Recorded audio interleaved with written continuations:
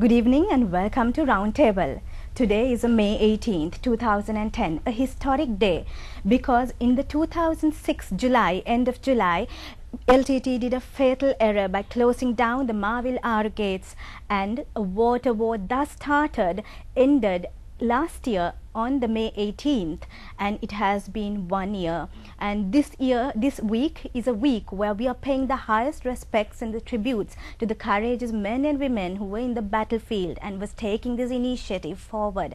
So today, to Roundtable, we warmly welcome Major General Prasad Samarasinghe, spokesperson for the Army, and then we also welcome Captain Atula Senarat, Navy spokesperson, and we also welcome the Group Captain Janika Nanakara. Good evening. Good evening. Good evening. So yes, if we can look at May 18th, 2009, that's a year ago, Major General. If you can just take your memory back, I don't think it's an impossible task actually. What were your thoughts and feelings to the run-up of the end of this massive humanitarian operation and afterwards? Well, firstly, I must thank, on behalf of the Sri Lankan Army, I must thank the Prime TV inviting me today for this show. And when you think about the history, that is, the history goes back to 30 years. We have been fighting this war for the last 30 years, but we couldn't finish this. There were so many instances where we were about to finish, but we couldn't do that. But during the last humanitarian operation, after His Excellency the President took over he became the President, then under the Secretary Defence and 3 services, we had to commence this, we had to start this humanitarian operation. We were forced to do that actually because we had only one aim, to finish this war.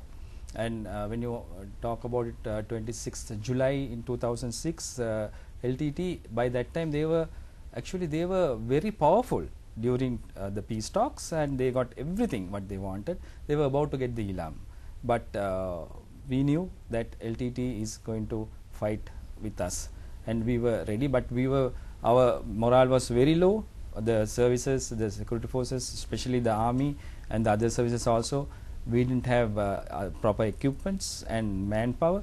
But during 6 months, from 2005 December to 2006 July, we were able to get our morale. That is because we got everything from the government, and especially under the Defence Secretary and the President, and we were able to get the manpower too. About 80,000 soldiers joined the Army and the officers, and we got all the equipment and we got ready for the war. Then we started the Marvillaru. After Marvillaru, 26th of July, we started the humanitarian operation. Just to get drinking water for the people. LTT, their plan was to chase out the Sinhalese and the Muslims from those areas and take over Trincomalee, especially the harbour. But we were successful, and we were able to get about 178,000 civilians, those who are under the LTT for 30 years in the eastern province, and we were able to liberate them, and we got complete eastern province under our control. After that, we started the 1 year operations, and not even 3 years, by May last year, we were able to finish this war, and 3,000 odd civilians, those who were under the clutches of LTT, they were keeping them by force. And the Army was able to, with the help of the assistance of the other 2 services, the police and the civil defence force, the main part was done by the Army to rescue these 3,000 civilians, and we were able to rescue all those 3,000 civilians, those who are under the LTT in Mullaitivu district, especially Pudumatalan, in that area.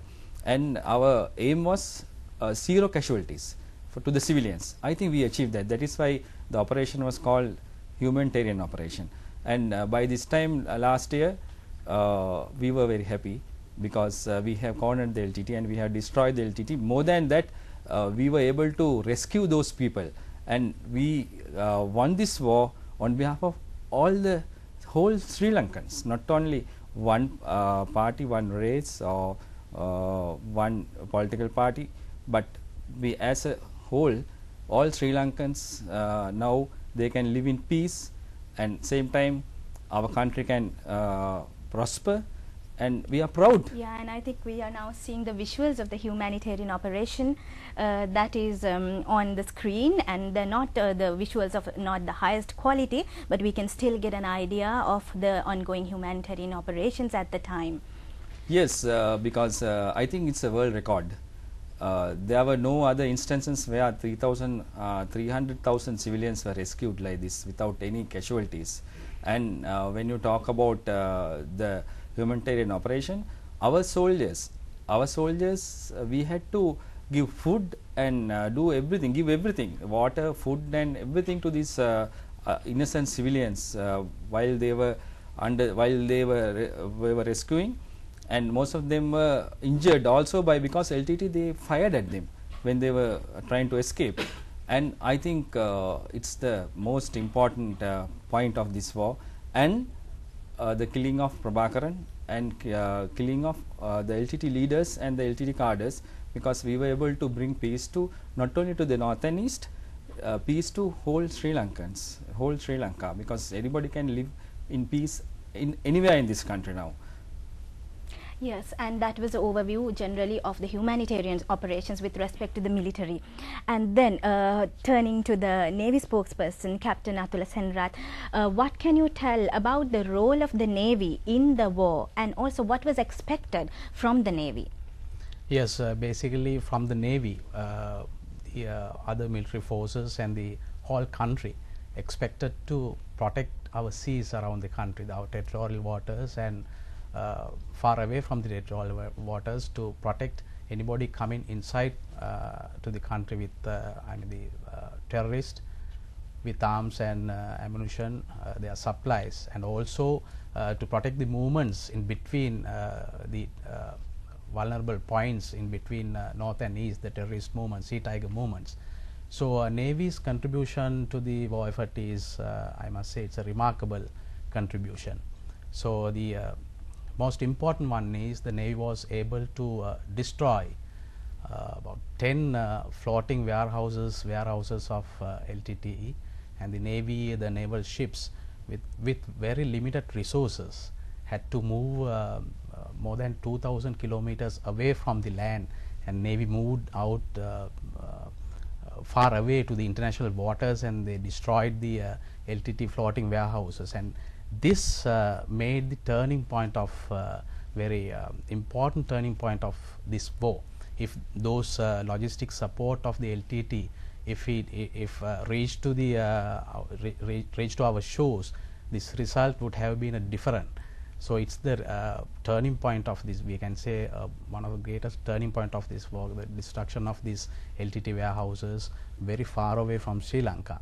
And the second thing is, now when the army is engaging in the humanitarian operation, when the Air Force is doing their part in the humanitarian operation, so the LTT they were trying to move from the north to east with their cadres, with their logistic support. So Navy deployed their ships and craft, the fast attack craft, special boat squadron, and all resources to protect those movements, and Navy fought very well out at sea, especially with the Sea Tiger suicidal craft. So how did you actually face that threat? Because we all know that the Sea Tiger suicidal craft posed an immense threat. So how did you handle, the Navy handle that threat? Yes, to handle that threat, actually we had the experience from 1983, the involvement of the LTT Sea Tigers. It is from 1983, so we had the experience with fighting with them, and our strategies were evolved, and we developed our strategies to fight against the LTT terrorists, the Sea Tigers and the suicidal crafts and the attack crafts out at sea, little by little. And with the help of those strategies and the good training and the equipment we have, so we fought very well out at sea. We had some losses also, our lives were lost, and some of our ships and craft were lost because of the attacks. But we were able to fight very well, and we were able to, as I said early, to protect the movement from the north to east and their logistic movements very close to the shore. That is the second thing.